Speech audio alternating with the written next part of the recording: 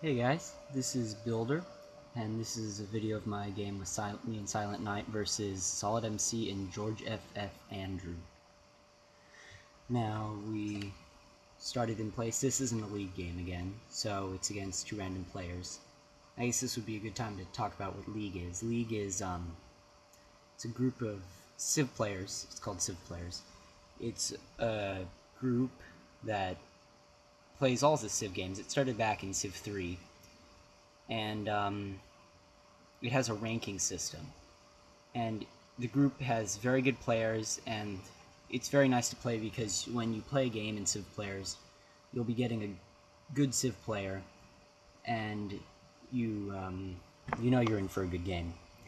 With just going random players, sometimes you get a decent player, and sometimes you don't. So we started out our game. I took the Ottomans just because it was a random player, so I decided I wanted to take a not very good Civ. The Ottomans aren't very good on a normal map where you have you get the barbarian ships. And on this map, there's no barbarian ships, obviously, because there's no water. So he took France because I guess they have the musketeer. We both have the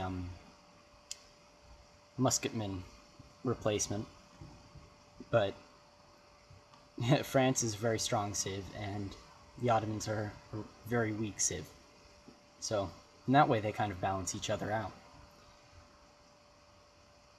Anyway, we're exploring around. And yeah, we're just doing our pretty standard start. We've done this start pretty much every time in the team game where we go granary first.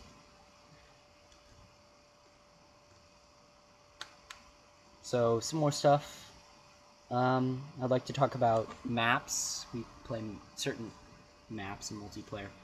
I think every game I've uploaded so far has been on a skirmish map, which is the standard map for Civ players. It's somewhat less standard for just normal multiplayer.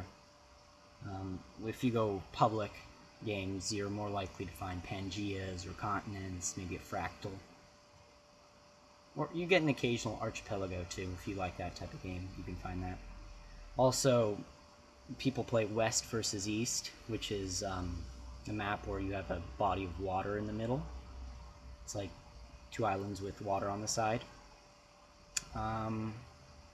Other maps for Civ players for Civ, which is essentially a free-for-all game, except that you can't make alliances. You're always at war, and you're not allowed to collaborate with people. So it makes it more fair, so that you can't collude with other players to defeat a better player. So you have two bad players working together to defeat a good player. So you have the good player wins most of the time, because it's a ranked system. So it would be kind of unfair, because then you could essentially it would be whoever decided to team up with each other and and go at the other person. Yeah, so at Civ, you just declare a war on site and you're not allowed to work together. Those maps, Civ maps, we like to play something like Inland Sea, or it's not Donut, I think it's called Ring. No. It's essentially, we like to keep it symmetrical, essentially. The Inland Sea it's like the skirmish map, except there's a big lake in the middle, a saltwater lake in the middle. And so that works pretty nicely for 4 players. Because I also like it too, because you get water in the map, a little bit of variety. So if you have a Civ with a water-oriented ability, it's nice, a little bit nicer that way.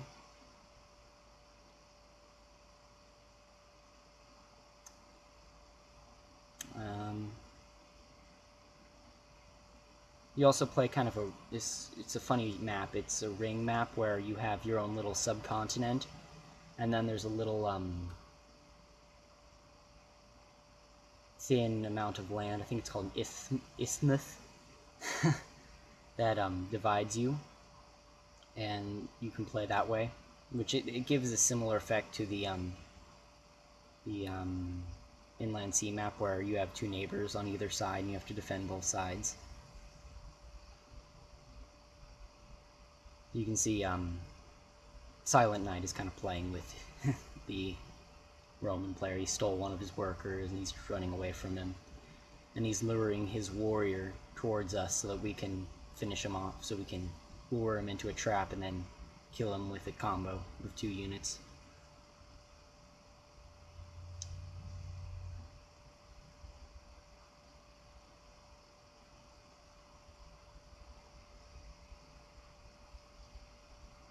So, like type, like as to the type of games, they play a bit differently from each other. So, for example, in a duel, you have to focus a little bit more on army because there's just 2 players, and in teamers you can do a little bit more building up economy, not that much though. And in free for all you can build a lot less army. There's still some building army, but in most of the Citon games I've played, there's been very little army at all. Oh, you just saw me type Z because in the chat, or we're using TeamSpeak and my hotkey is Z. So whenever I press Z, I'm speaking to him, but my cursor isn't always in the chat, so a lot of the time, so when I actually talk, it's not setting that off. I should probably choose a better hotkey than Z. Anyway. So, as for what we share for teams, you share pretty much science and whether you're at war with somebody.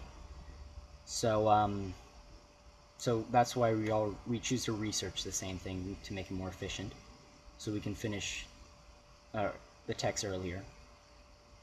And then we also, in the chat, we talk about, you know, what we're working together with a battle, so that we can kind of coordinate where one unit moves. We talk about if somebody's in the way of another unit. Good stuff like that. Sometimes if somebody has a front, you can just give him all your units in that area so that they can manage that front. It's a little bit easier to just have one person managing like kind of a certain area.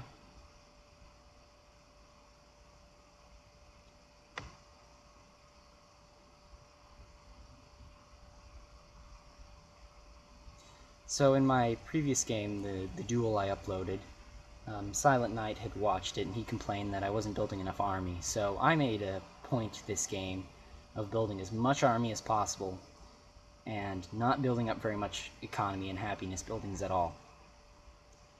So I'm going to be at their throats. I'm going to be building my army. So right now I'm thinking about where I want to build my city, my settler. Silent said he wanted the spot with the deer and the dyes, and so I let him take that because I already had a dyes. I'm heading down around to the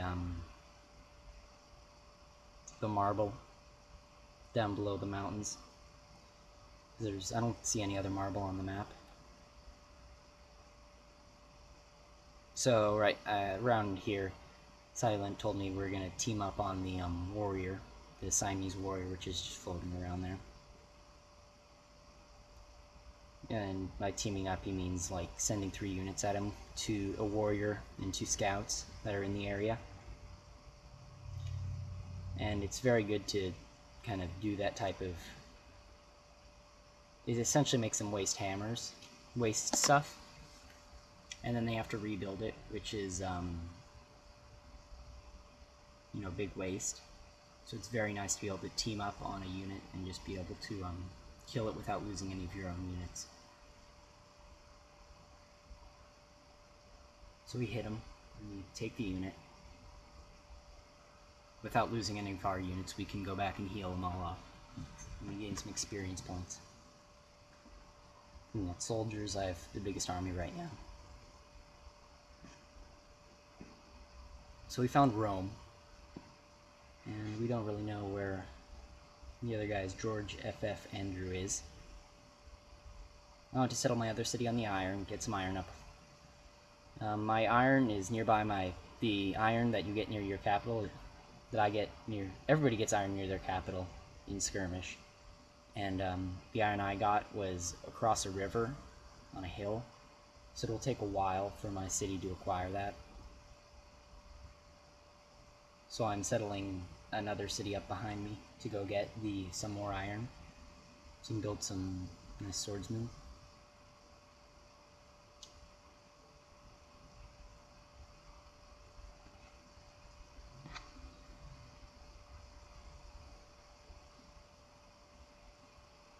Anyway, in this game, I would have liked to build some more workers, but you know, I was focusing on military, and I did a decent job of it. I had a lot of military. Silent Hill goes all crazy and just builds all these buildings and doesn't bother with military much at all for a while, which is pretty silly. And now I had enough. No, that's later. Just kidding.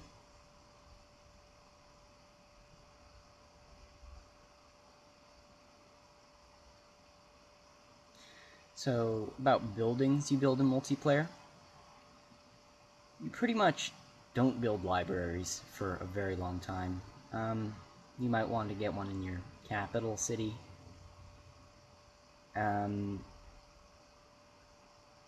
For other buildings you want to get the monument, the granary, the watermill, all the kind of growth buildings, because those can turn into some nice hammers. They can either grow you faster, they can allow you to work more hill tiles, which is very nice.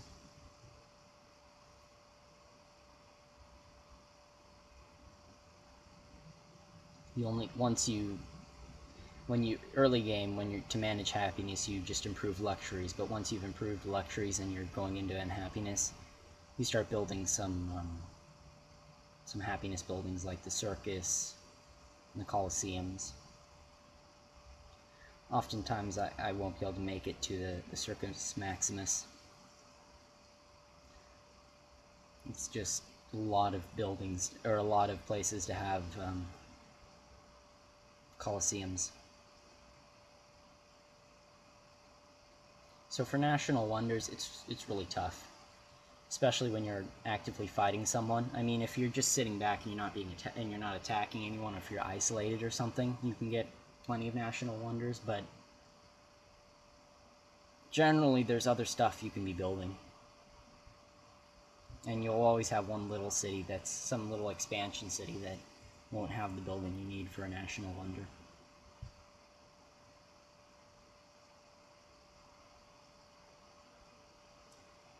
So tech path-wise, I think you've seen we pretty much always start out with going to iron. We get a couple other techs first, like pottery if we're on the plains with the granary resources, or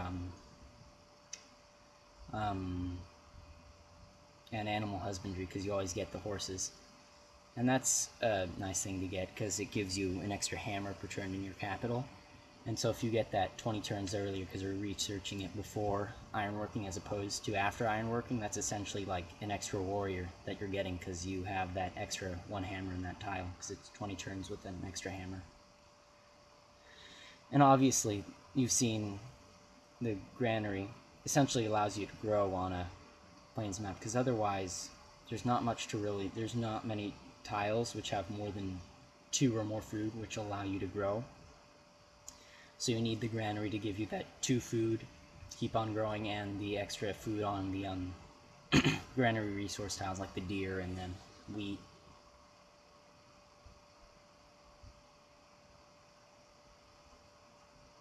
So anyway, I have my scout sneaking around and pillaging his iron. Very nice, because you know, obviously legions are a pain to deal with, because they're just so much stronger than the swordsman. They have 2 extra strength. So with team games, most of the diplomacy we do is like trading gold if we need a little bit more for a gold upgrade, or a lot more if, say, one Civ has a unique unit which is very strong.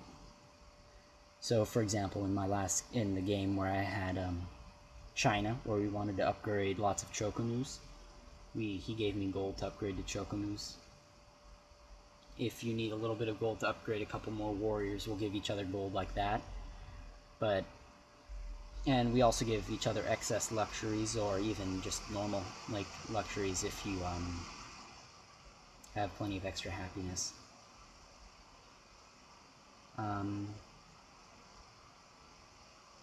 Yeah, the one bad, silly, sad thing is that there's not really much of a use for excess luxuries in the type of multiplayer games we play, which is pretty much the complete opposite from single player, because in those you want to get as many excess luxuries as possible, because you can just sell them off to the computer, the AI, for lots of gold.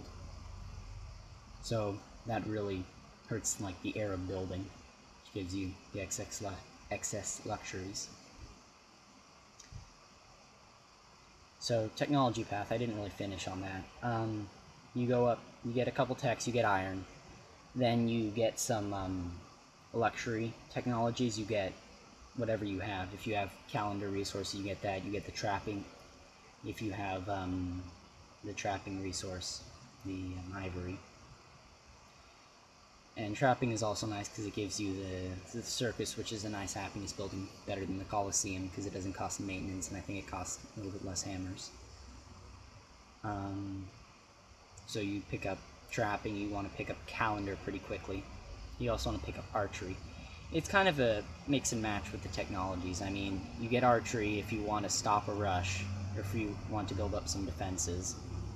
You get calendar and or trapping if you want to expand. You'll want to get construction for the Great Wall, which is a very strong wonder. You want to get any other luxury techs you have, so like masonry if you have marble. You already got mining for the mining luxuries. Other techs you want to get horseback riding for the horses, because the horseman is a very nice unit. It allows you to attack and then retreat, which is strong because it allows you to kill off units and then retreat and not lose anything yourself. So they have to go back, rebuild, which costs hammers, and you can just heal, which doesn't cost you anything, which is very nice.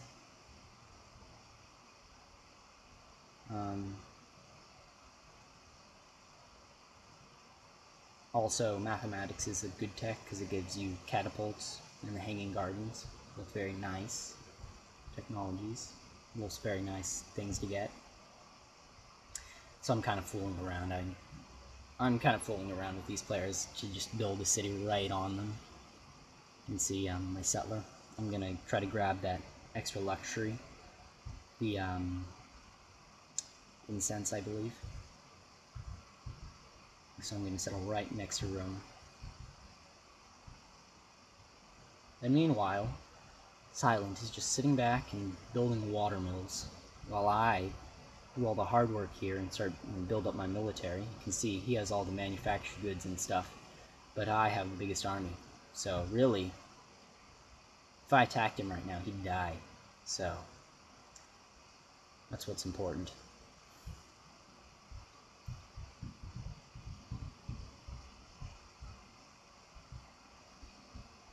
So I believe by this point, the Roman player acquired another source of iron, another source of 6 iron. So he's good for now. He won't have to repair his iron. He'll be able to have 6 iron units, which obviously is important for Rome because all their unique units are strong replacements of iron units. Their catapult replacement, their ballista, and their legion replacement. So on the scale of Civs, Rome is a very strong Civ multiplayer.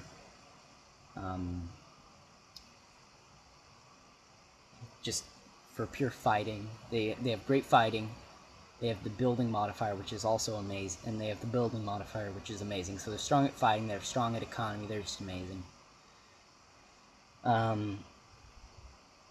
Because obviously, you see we build so many swordsmen, and then just have the legion replacement, which just has extra strength and can build roads, is just incredible. And then the ballista is amazing too. We'll see him use some ballistas soon. And so he has a bunch of legions. And even though we have like twice the swordsman he has, we can't attack him because his legions are just so strong. If those units he had weren't legions, we'd be able to kill them off. But since they're legions, he can just attack us. Anyway, you can see Silent Knight does a good job of preserving scouts, which is interesting. It's they're useful because obviously they can move over rough terrain, and you can use them for extra flanking bonuses, an extra 10% on units, which is a pretty significant bonus. Also, you can use them as kind of bait, so that and fortify them so that they have a decent strength. I mean, a fortified scout has in rough terrain has like 6 or 7 defense. It'll do a little bit of damage for a swordsman to kill it. And then if they take their bait and attack it with a swordsman, you can have swordsmen right behind him and just kill him off with your units.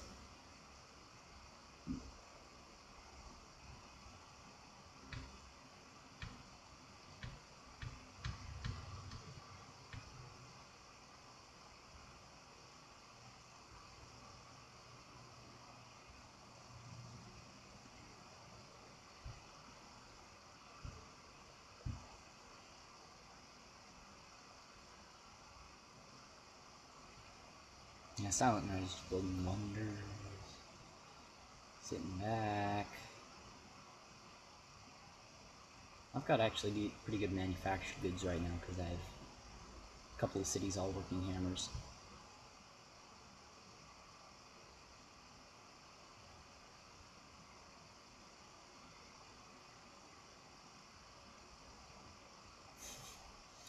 Just fooling around with the zoom in thing.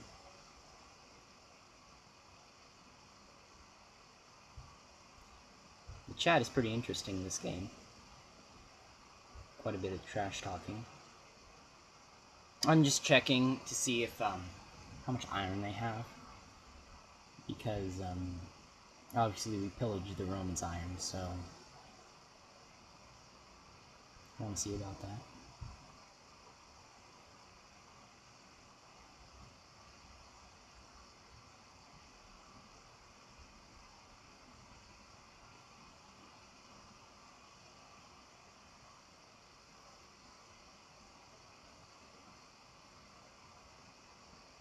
So technology-wise, I keep on forgetting about it. You pick up your luxuries. You pick up iron first. You pick up your luxuries. You want to get archery and horseback riding. Then you want to research towards kind of a medieval unit. And depending on what unique replacement your Civ has, you'll decide where you want to go. You can go a unique crossbowman if you have China or England. You can go for knights if you have a unique knight, or if you just want knights. And you can go for longswordsmen, which is very nice because, you know, obviously we build a lot of melee units. So you have different ways you can go. Oftentimes you want to use the Liberty finisher to get a great scientist, and to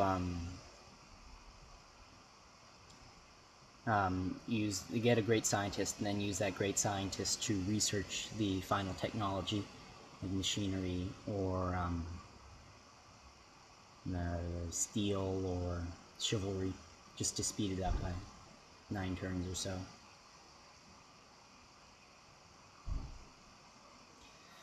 And if you saw Mount Fuji this game, you can see I have a nice little red splotch on it. I'm not really sure what causes that, but there's certain settings that kind of make it happen a lot more, and I haven't really researched that deeply into it. It's not that annoying for me, because I don't really look at Mount Fuji that much. It happens a lot on, say, Tundra maps, but we don't play many Tundra maps, so that's alright.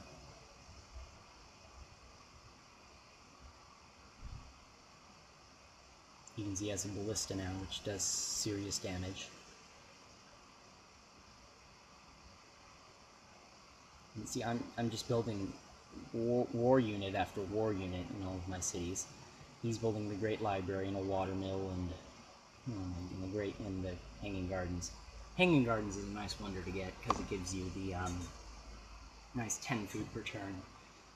You might not be able to use the growth all the time, but a lot of that will just turn into hammers, which is a very good thing. Great Library is a good thing to get. It's not critical. The Great Wall is... You've seen me try to deal with the Great Wall, and it didn't really work out for me very well. Because it's just, you just can't move, and then they just tear you apart with ranged attacks or whatever they want to do with you.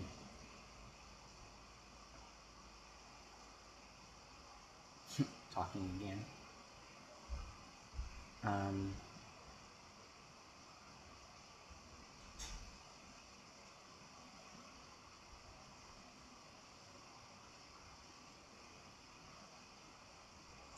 So at this point, I'm almost a little bit worried about my city. He's got a couple legions coming, and I only have swordsmen, although I have reinforcements. Oh yeah, nukes. Oh right. Where's my giant death robot? I left him somewhere. I'm gonna have to go find him.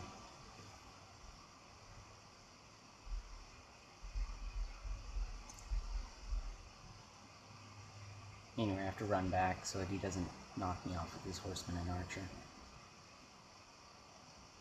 But I have some horsemen of my own to go chase him with, so that's good.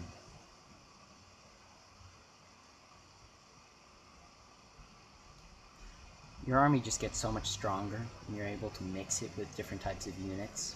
Of course, there's differences, depending on what those units specifically are, but just you almost always want to have a mix of units whenever possible. You want to have the melee units, which can sit down and fortify tiles. You can have horseman units, which can move around and knock off ranged units or siege units or weak units. You want to have ranged units, so if you're just sitting there, or as they're coming, you can ranged attack them. And if you just have one unit, you're only getting you can only do one type of thing well. And if you have other types of units, you can just do everything so much better.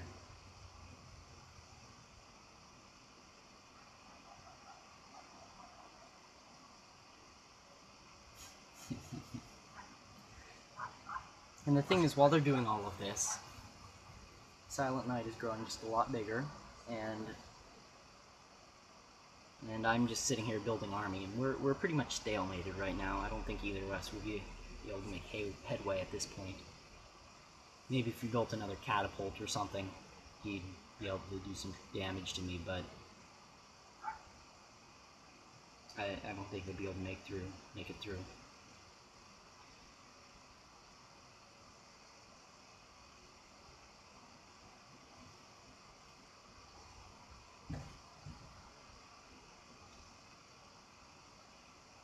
You can see it's a nice little setup.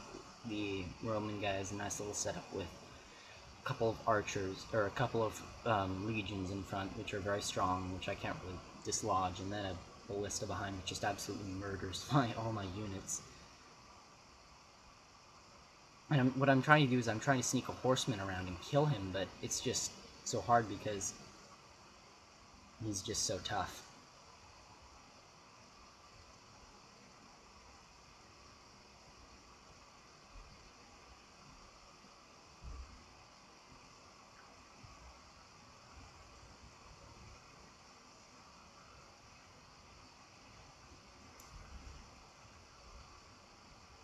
So I'm trying to kill off his archer and his horseman right now.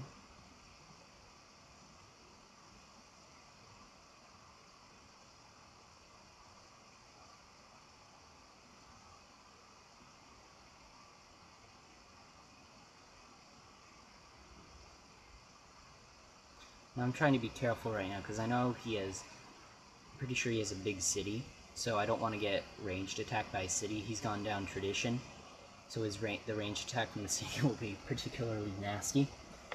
And sometimes a ranged attack with oligarchy is enough to just knock out a unit. And the thing is, tradition is nice that way, but the thing is, if you're relying on city attacks to take other units, you can only be defensive, and you can only be defensive within 2 tiles of your city. So, like, it might be really hard to take you over, but you can't really do anything. So it's just like, you can't take me over now, but you can just... But your opponent can then just build lots more cities and lots more units and just out-expand you and just do more than you can.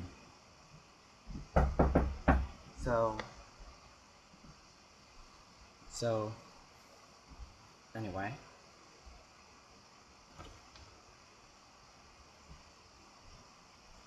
I'm still trying to track down that horseman unit.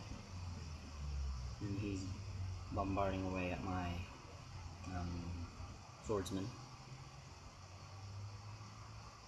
Silent Knight had finished Liberty already a while ago, which is another kind of ridiculous thing about France. They can just get their great person just so quickly. And it's almost like before they had the patch, when they had the great person at meritocracy, which was kind of ridiculous.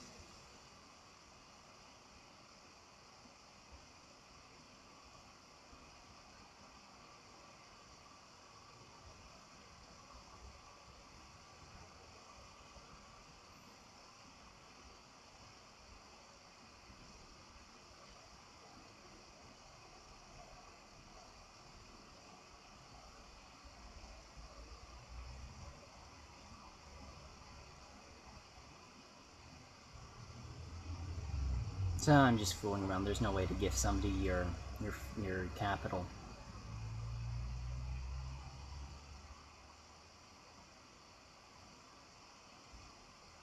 It's actually physically impossible to do.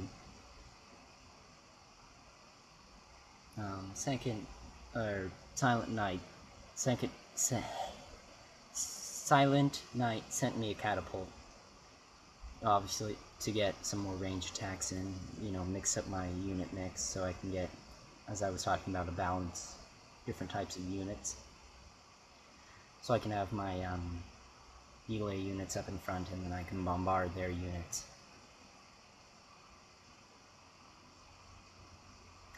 And so another thing I'm trying to do is I'm trying to refresh my old units. So if they bombard it too seriously, I take it off the front line and I move the healthy unit back up, so that I never lose a unit, and then by the time my next frontline unit is out of health, I can just move the other unit back up.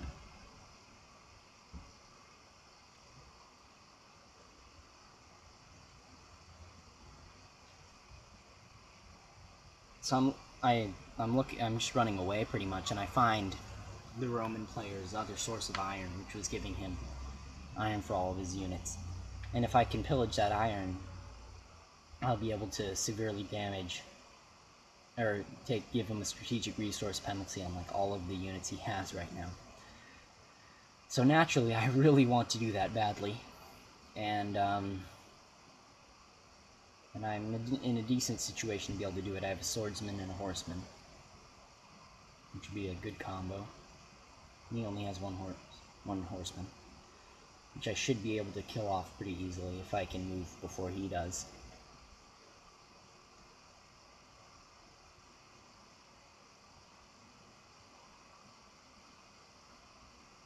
And yes, in fact, I am able to move faster than he does. Kill off his horsemen, and so far I haven't lost any units, so it looks like I'll be okay.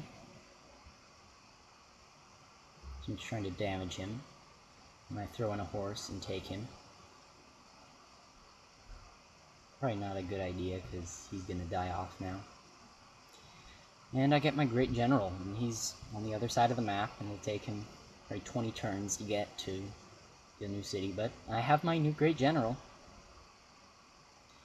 And at this point, Silent has been focusing on economy so much, he has too many workers, he's improved too many tiles, and that's just ridiculous. He should be building other stuff and helping me with my city, instead of fooling around. And so in the end, I end up losing both my units up there anyway. But I got to his iron, which is very good. I wanted Silent to attack the Legion that was on his iron, but then he's able to improve his iron right away, and he gets his iron right back. which makes me sad.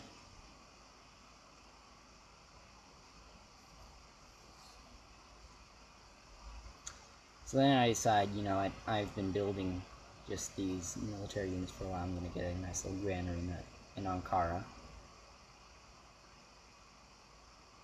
And my horsemen up. You can see my capital is growing very nicely. It has all the nice farms. But I'm about to run out of happiness, so I'm putting some trading posts up.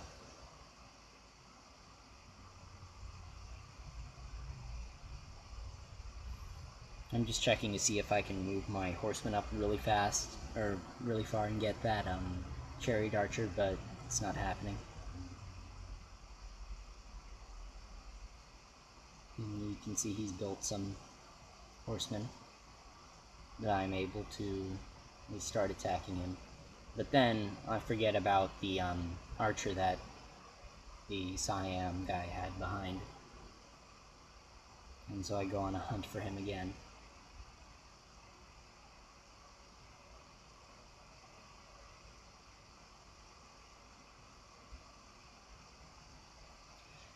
And right now I am building a road out of my capital so I can get units to the front line faster. Just trying to click very quickly to kill off his archer. And then he attacks a horseman at me, and so I'm able to get his horseman.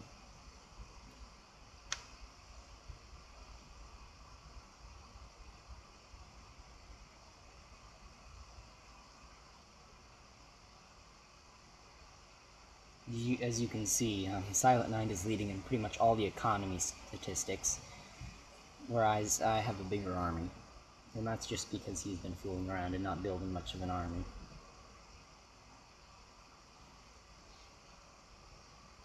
And as you can see, the Roman player has built a citadel, which are very tough to take out with melee attacks. Essentially, with a citadel, you can't really, as long as if you're about technologically equal, you're not going to be able to take out a citadel by just attacking it with melee units. You have to use ranged attacks to kill it,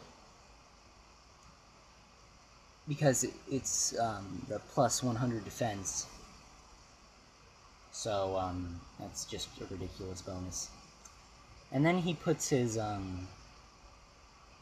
ranged unit, his ballista, in the citadel, which is not a very smart thing to do, because the citadel defensive bonus does not apply to units. I'm not sure which units exactly it doesn't apply to, but I'm pretty sure it doesn't apply to catapults, and it doesn't apply to cavalry units, so horseman units. So he's essentially wasting. The only bonus he's getting from the citadel right now is the plus. The only bonus he's getting right now is the bonus that that when you end the turn next to it, you lose 3 hit points, which isn't really that important because I'm just going to use horsemen to take it out, which don't have to spend a turn in front of it before they hit it. Yeah, citadels can be pretty nasty, but the thing is, it's relatively easy to go around them. So, with you building a citadel, it takes away a lot of flexibility because you aren't able to move your citadel, and as opposed to with a great general. Although it gives you a very strong defensive point, but you can just go around. Like if we really wanted to conquer Rome, we could just go around the top of Rome and take Rome from the top. So I mean, citadels are certainly nice if you can get a choke point or a point where they have to go through. But otherwise, they're not. You can just go around them.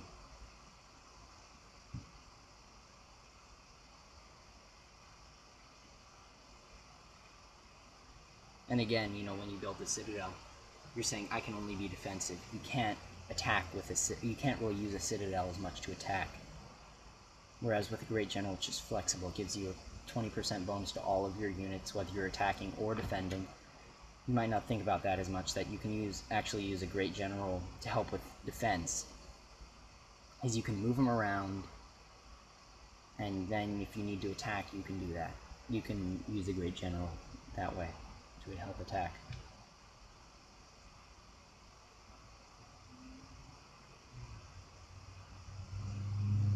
So since we got their citadel and we killed off a couple of legions, we're pushing forwards. You gotta make sure when you try to push forwards that you have more units and that they can't just start killing off tons of units. Because going on and trying to push forward when you have less units can be you can lose a lot of units that way, and that's very bad, because then they can start attacking you, and then you have to either waste lots of hammers rebuilding your defenses, or lose cities. So that's not really much of a choice, you have to build more defenses. Anyway, Rome is still at 4 population, so that's kind of an example of why it's important to grow your cities, because if you don't let your city grow at all, you're not getting more hammers, and even if you can hold them off in the short term, in the long term, they'll be able to attack you. So if you need to stay at production to be safe, you have to do it, right? But you have to start growing your cities eventually and start expanding, because if you don't, you'll be at 4 population and you'll have opponents like Silent right now, who has 3 8 population cities or something.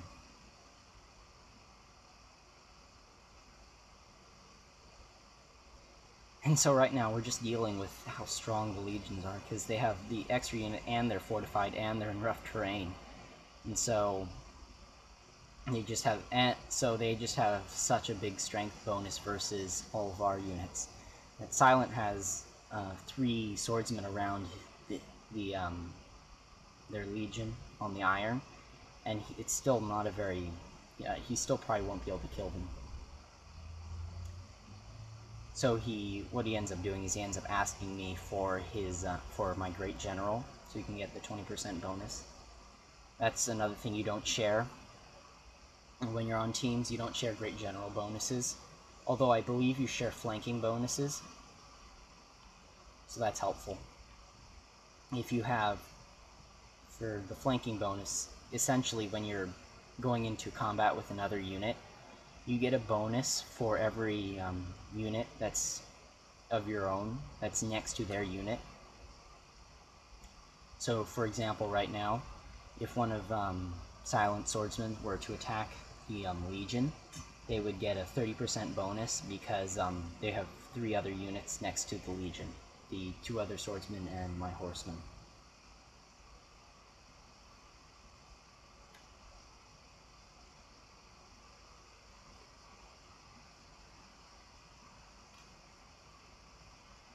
So I'm sending him my great general, and I actually have to gift it to him for him to be able to get the bonus out of it, because you don't share great generals. Moving it up, you have to go to their terrain to be able to do it, to gift. It's on the little pop-out menu down at the bottom of the unit icon screen. It's a little gift icon.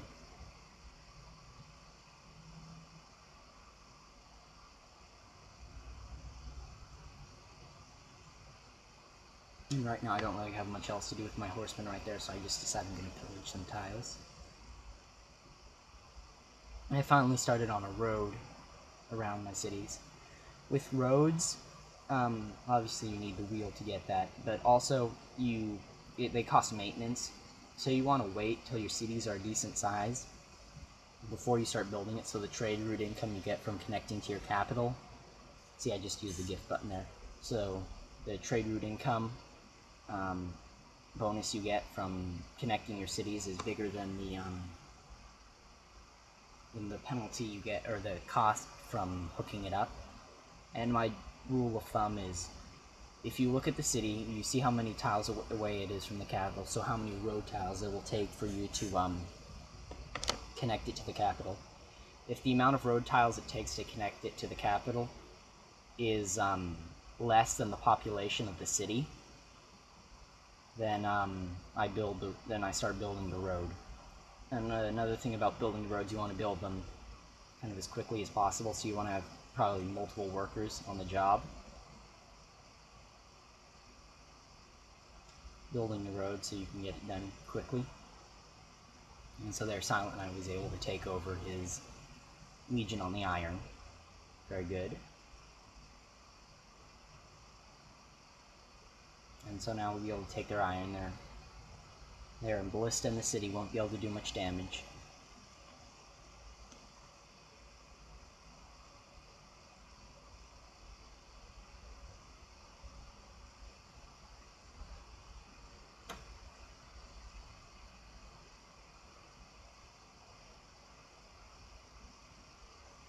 Another thing horses are good at, they're very good at pillaging. So you have all the movement points. They're even more effective at scouts at pillaging, say, iron, because they can be far away and move up onto the tile and be able to pillage and then move away. They'll be able to move far away up to the iron and then pillage.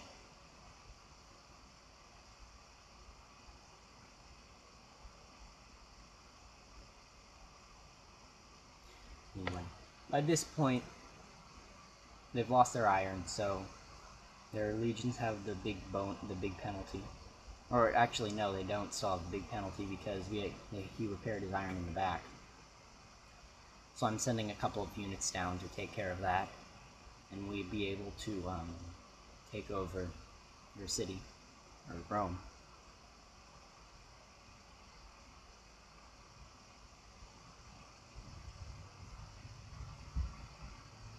Anyway, as you can see, we're trying to sell these guys on Civ players. They're decent guys, so we want them to join Civ players because, you know, the more people we have, the more games we can get.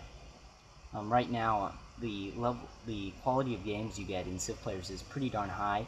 The only problem is that there just aren't that many people in Civ players, so it would be great if we could get more players in Civ players so we can just get a game more quickly. Because if you watch these games, I think you can see they're pretty enjoyable. They're competitive games, and you know, Civ players is just a way to consistently get high quality games which are fun. And so, plus there's lots of good players to learn from. It's a great community. I would recommend joining it.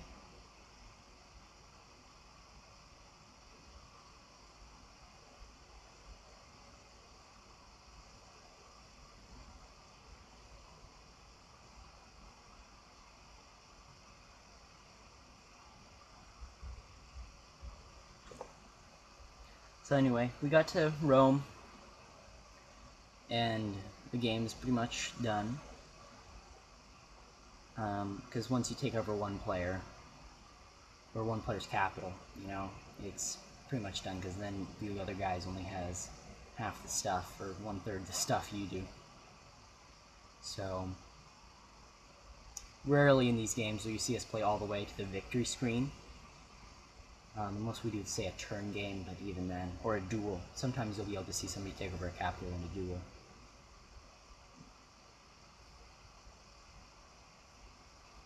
Anyway, it's pretty much the end. Thank you guys for watching. If you have questions, more questions about multiplayer you guys want to ask, please tell me. Give me something to talk about in these videos. If you want me to pay more attention to what we're actually doing in the game instead of just talking about random stuff, or explain what I'm doing a little bit more thoroughly, then tell me, and I certainly will. Again, thanks for watching. Please like and subscribe to my channel.